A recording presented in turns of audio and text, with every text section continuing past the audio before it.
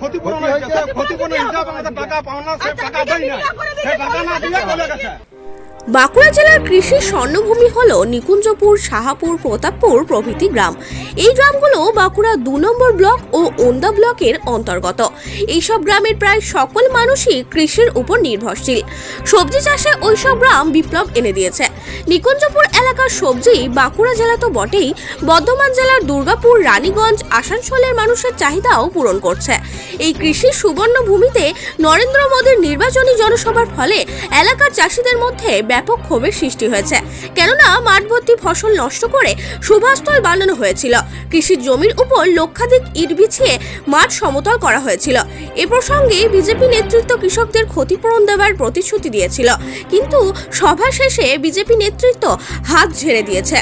এর ফলে এলাকার চাষিদের মধ্যে ব্যাপক ক্ষোভের সৃষ্টি হয়েছে। এই ক্ষোভের প্রভাব 25শে মে ইভিএম এ পড়বে বলে চাষিরা জানিয়েছে। Bureau report, RLM news.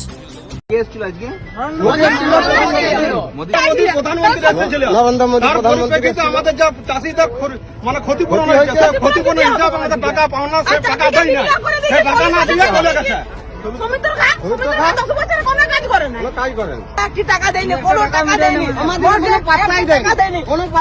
শুধু ভুল বুঝানো হচ্ছে।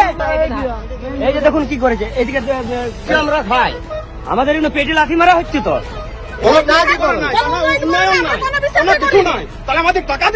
সভা করে কি কি ক্ষতি হয়েছে?